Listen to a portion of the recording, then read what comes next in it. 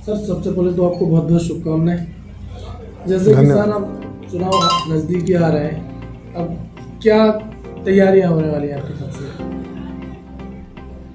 चुनाव उत्तर प्रदेश में नई विधानसभा के गठन के लिए प्रारंभ हो गए। पहले चरण और दूसरे चरण का नामांकन भी प्रारंभ हो गया है। तीसरे चरण का भी नामांकन कल परसों से प्रारंभ होने वाला है।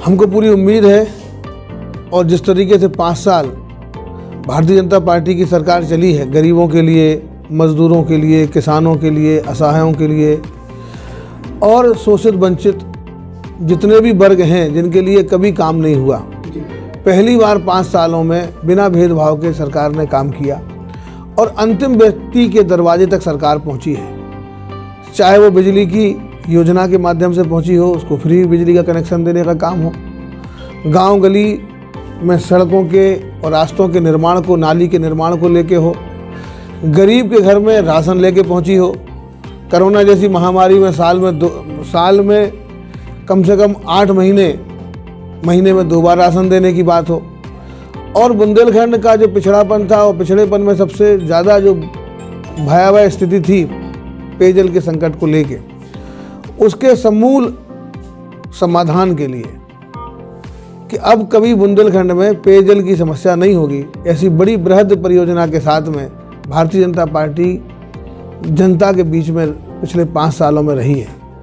और आज 1200 करोड़ से अधिक की परियोजनाएं केवल पेयजल से जुड़ी हुई बबीना विधानसभा के अंदर प्रचलित हैं, और वो मात्र 1.5 से पौने 2 साल में लगभग पूरी होने वाली है। ये ऐतिहासिक काम, रिकॉर्ड काम भारतीय जनता पार्टी ने 5 साल में किए हैं। सड़कें जहां एक तरफ बनी हैं और सड़कों की गुणवत्ता भी अच्छी रही, और जहां जहां लोगों को आने जाने में असुविधा होती थी उन जगहों को भी, उन कस्बे मोहल्लों को भी अच्छी सड़कों के साथ में जोड़ा गया। 24 घंटे में 20 घंटे बिजली ग्रामीण क्षेत्र को और 22 घंटे बिजली तहसील क्षेत्र को दी गई। तो ये तमाम उपलब्धियां हैं। बहन बेटियों के लिए एक सुरक्षा का वातावरण, बच्चों के लिए, ग्रामीण बच्चों के लिए पढ़ने के लिए बेहतर स्कूल की व्यवस्था, इन सारी सुविधाओं के साथ में भारतीय जनता पार्टी उत्तर प्रदेश की जनता के बीच में है। 5 साल का जो हमारा काम है और जो वाकई जनता ने उस काम को सराहा है और उसकी भूरी भूरी प्रशंसा की है। हमको विश्वास है कि पहले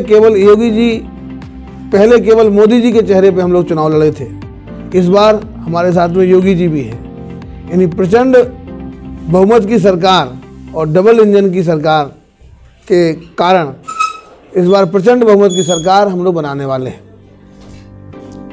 सर, चैनल के माध्यम से आप जनता को क्या संदेश देना चाहेंगे? हम जनता से केवल इतना ही कहेंगे कि 5 सालों में जो आपने भारतीय जनता पार्टी की बिना भेदभाव की सरकार देखी है, नौकरियों में जहां भाई भतीजावाद होता था और कुछ परिवार वसूली में लग जाते थे, आज 4.5 लाख युवाओं को बिना अपनी माँ के और दादी के जेवरों को गिरवी रखे, पैतृक भूमि को बिना बेचे हुए उनको आज नौकरियां मिली हैं, बिना भ्रष्टाचार के, बिना भेदभाव के, बिना जातिवाद के।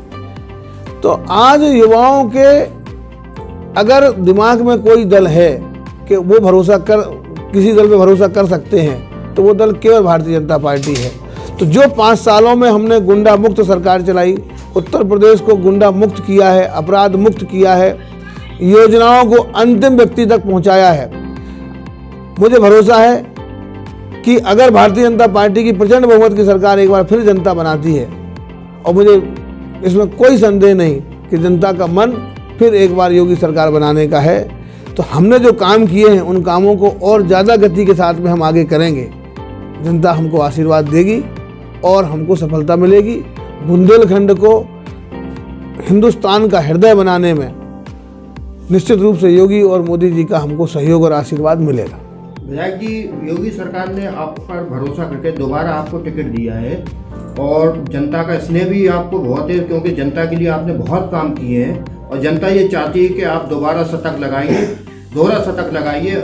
और अब जनता आपसे उम्मीद करती है कि आप दोहरा शतक लगाने के बाद मंत्री पद के लिए आप मतलब मंत्री बने और जनता को आशीर्वाद दें। जनता हमको आशीर्वाद देती है। जनता का तो आशीर्वाद आपके ऊपर जनता है, लेकिन आप हम वोटों के लिए आप भी हम इस लायक कभी नहीं बन सकते कि हम जनता को आशीर्वाद दें। जनता की हम सेवा के लिए बने हैं और जनता का आशीर्वाद जब तक रहेगा तब तक हम सेवा करेंगे।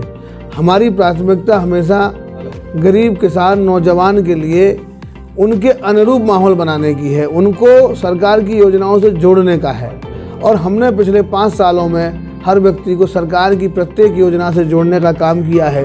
अगर कोई बीमार हुआ है तो उसको अस्पताल में इलाज कराने का काम कराया है। केराती अस्पताल में एक समस्या कई वर्षों से बनी हुई है कि वहाँ पे ENT सर्जन नहीं है, तो इस पर क्या कहना है?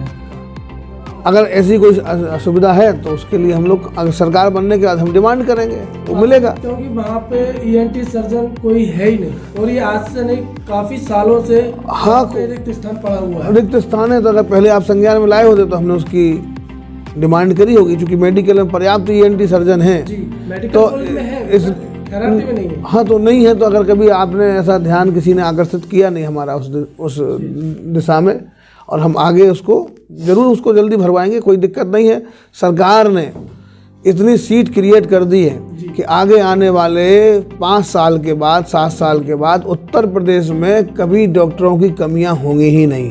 पहले हमारे यहाँ सीटें ही नहीं थी, डॉक्टर बनते ही नहीं थे, अस्पताल बनते ही नहीं थे, कभी चिंता ही नहीं होती थी कि हमारी आबादी बढ़ती चली जा रही है और इस आबादी के इलाज के लिए, जनता के इलाज के लिए डॉक्टरों की और अस्पतालों की ज़रूरत होगी।